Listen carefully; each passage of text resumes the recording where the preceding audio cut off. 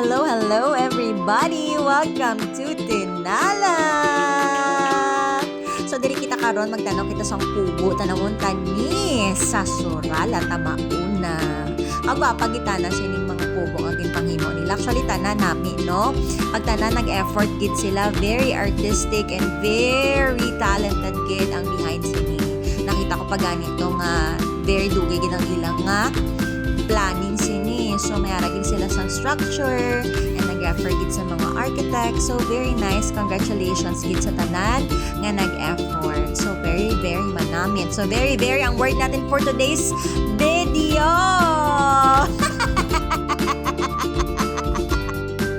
So, sobra ko kadugay nga wala ka tinalak. Nagsakay lang kami sang akon nga pinsan sa tricycle.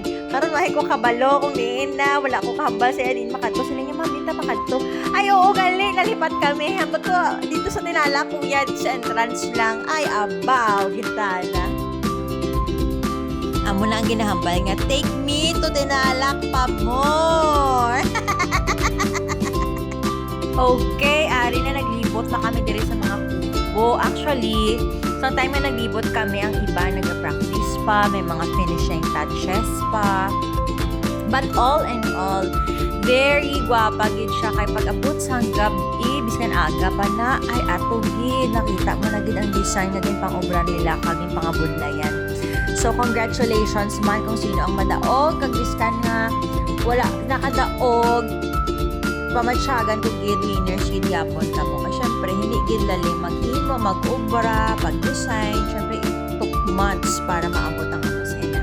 So, ari o kanamit kitang puto bumbong. Ininigid ako sang tinala kang inihasan di ako nakatilaw sang puto bumbong. Let's go! Alright! So, pag maglibot ka sa tinalak, hindi lang ng kubo ang makita mo. Of course, yung mga gwapa. Pag ay charot, hindi mga gwapa.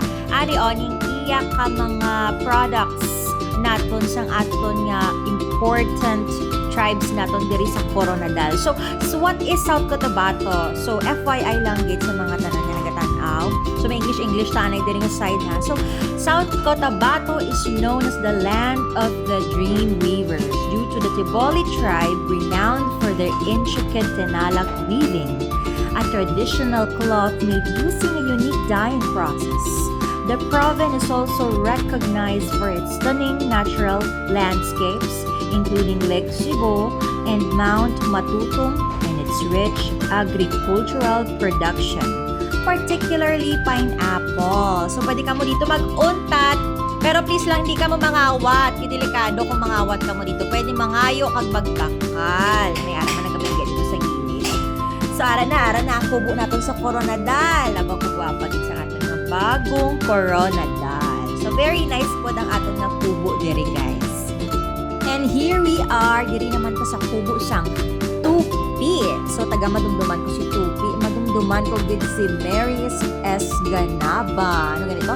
Ang iya din nga hindi ka malimtan, I am a queen servant. Grabe kita. Naging kaon niya kita na ang may congratulations Miss Mary S. Ganaba kanami sang imo nga Q&A. So, ari po sila nag-practice sila kay i-showcase na nila habang nagaano siyang judging sang kubo natin. So, excuse me kay ari ako ng anak. Nga mo na siya.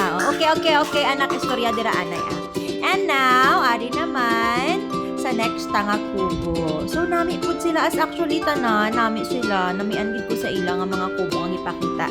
And the next is, ari na sa mga daghan, kadamo sang tao. So, ano lang kita, mag-social distancing yapon kita. Charot! Hindi na nato na mahimang social distancing basta halong ng kamot, mag-alcohol hugas ang kamot, and enjoy sa mga pagkaon nga makita ninyo. So, ari na. Wow! Wala silang pang-agod nyo dala.